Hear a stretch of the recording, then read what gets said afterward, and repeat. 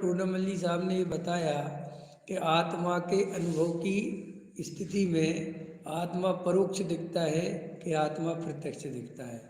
तो चूंकि हमारे पास मति ज्ञान और शुद्ध ज्ञान है और वो है ही परोक्ष, ठीक है ना। और उसकी जो इंद्रियों की माध्यम से श्रुत ज्ञान की मति ज्ञान की प्रवृत्ति होती है, तो वो भी उसमें कैसे होती है कि इंद्रियों के माध्यम से कोई वस्तु को तो प्रत्यक्ष जानता है। जैसे माइक को जान लिया, देख लिया, लेकिन इंद्रियों के अवलंबन के बिना वो किसी भी वस्तु को ऐसे नहीं जानेगा, फिर वो स्मृति से जानेगा।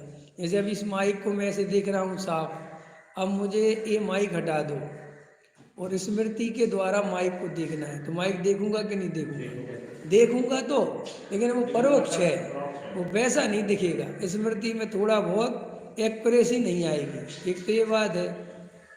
अब दूसरा, आत्मा तो अमूर्तिक है, तो आत्मा को तो इंद्रियों के द्वारा देखा ही नहीं जा सकता, और जो इंद्रियों के द्वारा देखा जा सकता है स्मृति में वो ही देखा जा सकता है।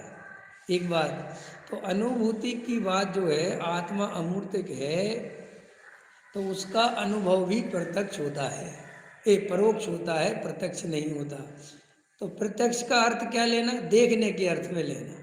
जैसे अपन इस माइक को देख रहे हैं, ऐसे आत्मा को नहीं देख, लेकिन आत्मा की फीलिंग, आत्मा का अनुभूति स्वरूप के अनुभव आ रहा है, जानना देखना हो रहा है। अब जानना देखने वाला जानने में वैसा नहीं दिखता, लेकिन मैं जान देख रहा हूँ और ये माइक जान देख नहीं रहा है, ऐसा अनुभव तो सबको आता है, ठीक है। अब ऐसा अनुभव सबको आता है, तो फिर क्या बात है कि जब ऐसा जानने देखने वाला मैं हूँ, जब इसमें जीव स्थिर हो जाता है, माने स्थिर हो जाता है, माने अपने को केवल जानने देखने रूप अनुभव करता है, उसका नाम आत्मा का अनुभव है। और जब जानता देखता तो है, लेकिन जानने देखने वाले आत्मा को अनुभव ना करके जो उसके ज्ञान में गे बनते हैं, जैसे आप मेरे ज्ञान में गे बन रहे हैं, आपको मैं देख रहा हूँ तो मैं आपको अनुभव कर रहा हूँ, जानने वाले की तरफ मेरा ध्यान नहीं। इतनी सी बात है। जानने वाले पे ध्यान चला जाए उसे आत्म ध्यान कहते हैं, और जो जानने में पर पदार्थ आते हैं उसमें ध्यान लगा रहे उसे आर्त रौद्र ध्यान कहते हैं, पर पदार्थों का ध्यान कहते हैं। इतनी सी बात है। अब इसमें प्रश्न ये किया कि अपन ने कल देखा था कि शास्त्रों से पहले आत्मा का स्वरूप समझा, फिर तर्क से युक्ति से आगम का सेवन, वही जो लिखा है आचार्यों ने, आगम का सेवन समझ में आया, और तर्क युक्ति का अवलंबन, पर अपर गुरु का उपदेश, और स्वानुभव से आत्मा को प्रमाणित करना। समझ में आया कि नहीं? ऐसा अमृतचंद आचार्य ने समय सार में लिखा है कि सारे जगत को पता है। तो ये आत्मा अनुभव में नहीं आता, आत्मा गृहस्थों को आत्मा का अनुभव नहीं होता, ये तो बिल्कुल समझ लो विवाद करने वाली बात है। आत्मा अनुभव में नहीं आवे ऐसा तीन काल में संभव नहीं है, क्योंकि जीव स्वयं आत्मा है, तो अनुभव में क्यों नहीं आएगा? नहीं, वो केवल मुनिराज को आता है। तो मुनिराज का आत्मानुभव की मुख्यता है, मुनिराज की। शुद्धोपयोगी मुनिराज कहलाते, गृहस्थ नहीं कहलाते। कि क्यों? कि गृहस्थ जो सामान्य गृहस्थ है उसको 6 महीने के अंदर में रंच मात्र क्षण भर के लिए आत्मा की अनुभूति होती है, और वो भी आत्मानुभूति जो शुद्धोपयोगी मुनिराज हैं, जो भावलिंगी मुनिराज हैं, उनके बराबर की भी नहीं होती, उतनी देर भी नहीं होती, उसका भी समझ लो अनंतवा भाग। तो उसके सामने, मुनिराज की अनुभूति के सामने गृहस्थ की अनुभूति को कैसे गिना जाएगा? तो जिसमें जिस चीज की मुख्यता होती है, जैसे देखो हम आपको कहते हैं इंजीनियर साहब, तो क्या आप अकेले इंजीनियर हो क्या? अरे आप पिता भी हो, आप जो एक जैन समाज के एक व्यक्ति भी हो, नहीं समझ में, एक भाई भी हो, मामा भी हो सकते हो, चाचा भी हो सकते हो, ताऊ भी हो, इतने सारे। फिर हमें इंजीनियर क्यों कहते हैं? अरे भाई वो इंजीनियर थोड़े विशेष बने, पढ़ लिख के अलग से बने, तो इंजीनियर साहब बोलते हैं। ऐसे ही जब शुद्धोपयोग की चर्चा आती है, आत्मानुभव की चर्चा आती है, तो ये जो प्रश्न चलता है कि वो तो मुनिराज को होती, तो मुनिराज की मुख्यता से शास्त्रों में ज़्यादा कथन है। क्यों? क्योंकि शास्त्र लिखे मुनिराजों ने, और शुद्धोपयोग हर अंतर मुहूर्त में मुनिराज को होता है, गृहस्थों को नहीं होता। तो जब गृहस्थों को नहीं होता तो गृहस्थों की ज़्यादा चर्चा आपको नहीं मिलेगी कि आप खोजते फिरोगे कहाँ लिखा गृहस्थों को, ऐसा स्पष्ट देखने कहाँ मिलेगा आपको। अब वो तो आपको उसमें से निकालना पड़ता है कि कैसे, कि अब अमृत चंद आचार्य देव उस टीका में लिख रहे हैं और कुंद कुंद भगवान लिख रहे हैं, सब तो लिख रहे हैं कि भाई स्वानुभव से प्रमाणित करना आत्मा को। तो स्वानुभव से प्रमाणित करने का अर्थ क्या होता है? यहाँ पे टोडामल जी लिख रहे हैं कि देखो, इत्यादि प्रकार से स्वानुभव में परोक्ष प्रमाण द्वारा आत्मा का जानना होता है। तो स्वानुभव हुआ नहीं हुआ? अब परोक्ष और प्रत्यक्ष तो मुनिराज को भी परोक्ष ही है, मुनिराज को भी आत्मा प्रत्यक्ष नहीं है, क्योंकि मुनिराज के भी मति ज्ञान और शुद्ध ज्ञान है, और वो 12वें गुण स्थान तक मति ज्ञान शुद्ध ज्ञान रहता है। तो 12वें गुण स्थान में जहाँ पूर्ण वीतरागी हो गए, वहाँ पर भी आत्मा परोक्ष ही रहता है, आत्मा दिखाई नहीं देता, जबकि पूर्ण वीतरागता हो गई 12वें गुण स्थान में। जब तक केवल ज्ञान नहीं हो जाएगा, मति ज्ञान शुद्ध ज्ञान केवल ज्ञान में नहीं बदल जाएंगे, जब तक छायक ज्ञान नहीं हो जाएगा, समस्त प्रकार का ज्ञानावरणी कर्म नष्ट नहीं हो जाएगा, तब तक आत्मा प्रत्यक्ष दिखाई। कोई ऐसा प्रश्न करे कि अवधि ज्ञान और मनापरय ज्ञान वाले को तो आत्मा प्रत्यक्ष होता है? नहीं, अवधि ज्ञान और मनापरय ज्ञान का विषय केवल और केवल रूपी द्रव्य है, केवल और केवल पुद्गल द्रव्य है। मनापरय ज्ञान हो और चाहे आपका अवधि ज्ञान हो, वो केवल पुद्गल द्रव्य को जानता है, वो आत्मा को नहीं देख सकता। तो बात ही खत्म हो गई। माने अवधि ज्ञान और मनाए पर्याय ज्ञान तो जिनकी अपन को बड़ी महिमा आती है, वे मति शुद्ध ज्ञान से भी कमजोर हैं।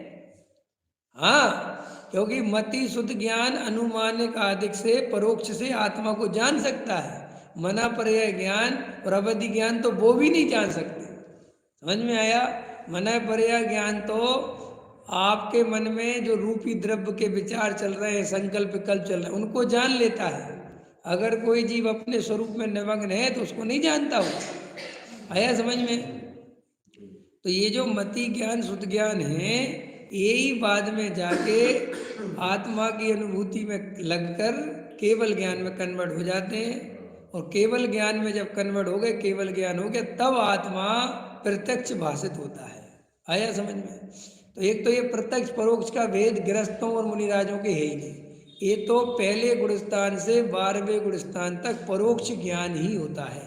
ठीक, अब आत्मा का अनुभव चाहे गृहस्थ को हो चाहे मुनिराज को हो, लेकिन शुद्धोपयोगी मुनिराज ही कहलाएंगे, गृहस्थ कभी शुद्धोपयोगी नहीं कहलाता। देखो, नाम से पढ़ो, यही तो कंफ्यूजन क्रिएट होता है। ये मैं आज इस प्रवचन को इसलिए कर दे रहा हूँ कि ये बहुत प्रश्न आता है, ये समस्या सॉल्व हो जानी चाहिए हमेशा के लिए, कि भाई गृहस्थों को आत्मानुभव होता है कि नहीं। गृहस्थों को भी आत्मानुभव होता है, 5वें गुण स्थान वाले ब्रह्मचारी त्यागी श्रावकों को भी आत्मा का अनुभव होता है, और मुनिराज को हर समय हर क्षण आत्मानुभव होता है। वो कोई बात नहीं, हर अंतर्मुहूर्त में अनुराज को अनुभव। लेकिन लोक में भी जैसे जिसके पास जो विशेष विद्या है वो उसके नाम से जाना जाता है, बाकी की विद्याओं को गौण कर दिया जाता है, जबकि उसमें और भी विद्याएं हैं। आप इंजीनियर साहब हैं तो क्या आपने और सब्जेक्ट नहीं पढ़े क्या? है कोई डॉक्टर बनता है तो क्या उसने कोई भूगोल गणित पढ़ा ही नहीं क्या? अरे सब पढ़ा, लेकिन मुख्यतः MBBS पर उसने उसमें कर लिया तो वो डॉक्टर साहब कहलाने लगे।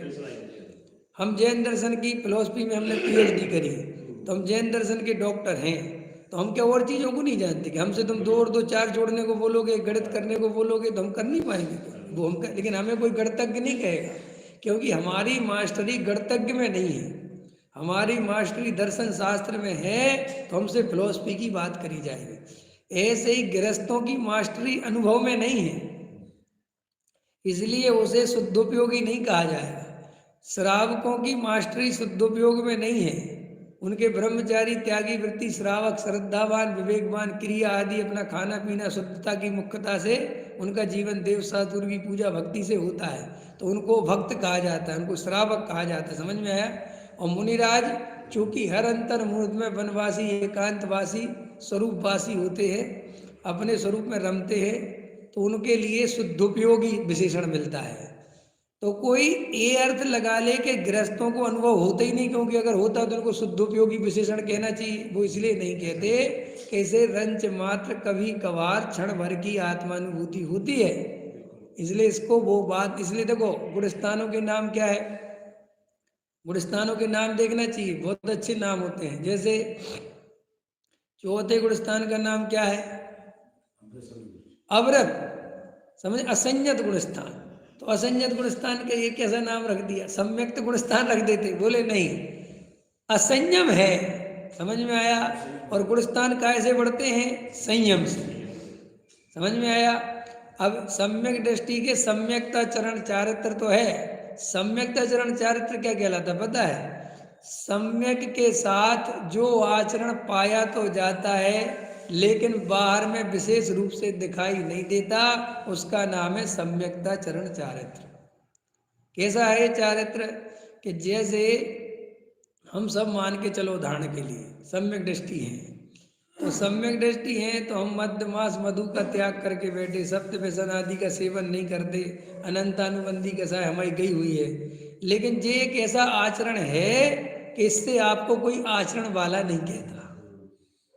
समझ में आया कि नहीं? अपने को कोई आचरण वाला कहेगा? अपन रात में नहीं खाते, जमी कर नहीं खाते, तो अपन को कोई आचरण वाला नहीं कहता।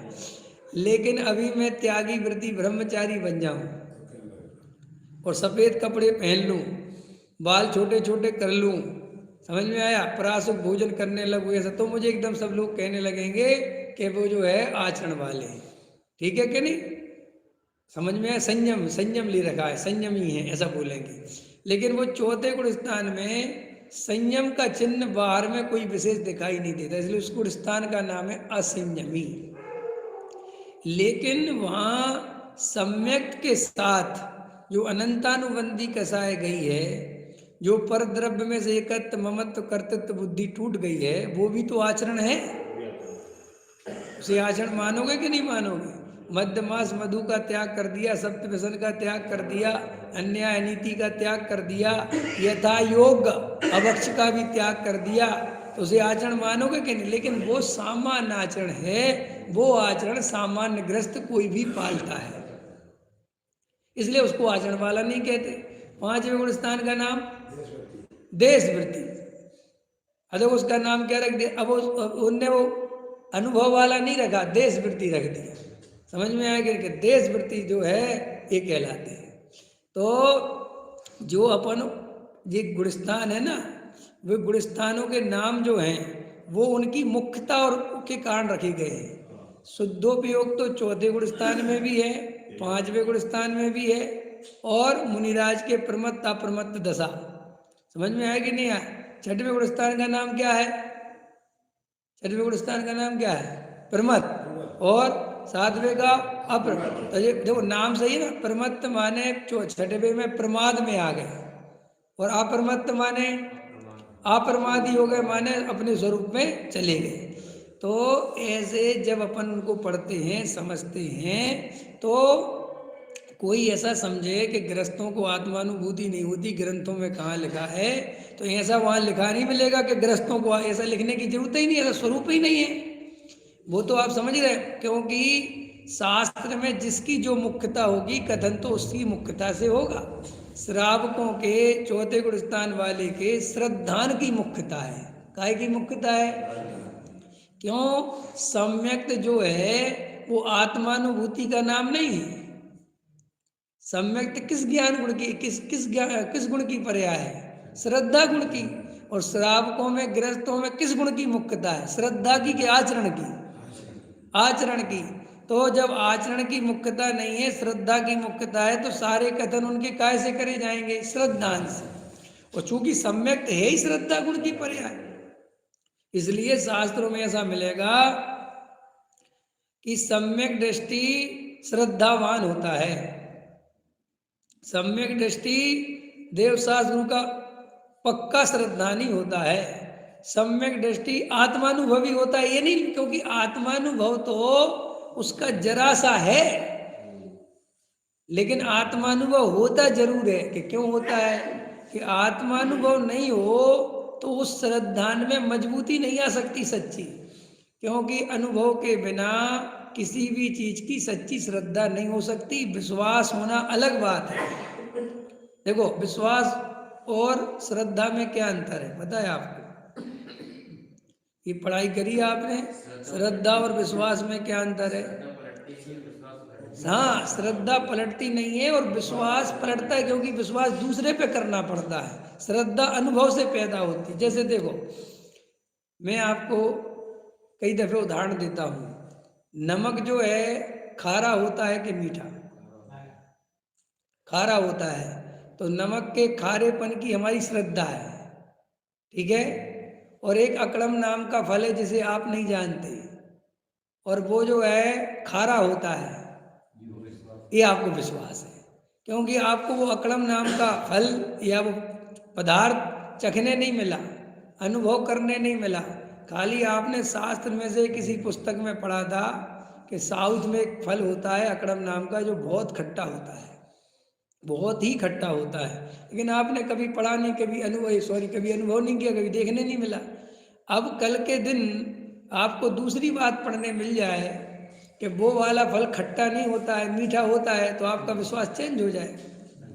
लेकिन नमक के बारे में जो आपकी श्रद्धा पैदा हुई है, वो आपको कहीं भी पढ़ने लिखने कुछ भी मिल जाए, आपको वो परेशान नहीं कर सकती। ऐसे ही मैं उन लोगों से कहना चाहता हूँ जो लोग शास्त्रों के ही भरोसे जी रहे हैं और शास्त्रों में ही प्रमाण खोजते रहते हैं, कम से कम आत्मा के संबंध में तो हमें शास्त्रों में ज्यादा प्रमाण नहीं खोजने चाहिए। साहब, आत्मा का अनुभव होता है कि नहीं होता, किस शास्त्र में लगा? जरूरत क्या है? तुम अनुभव करके देखो ना।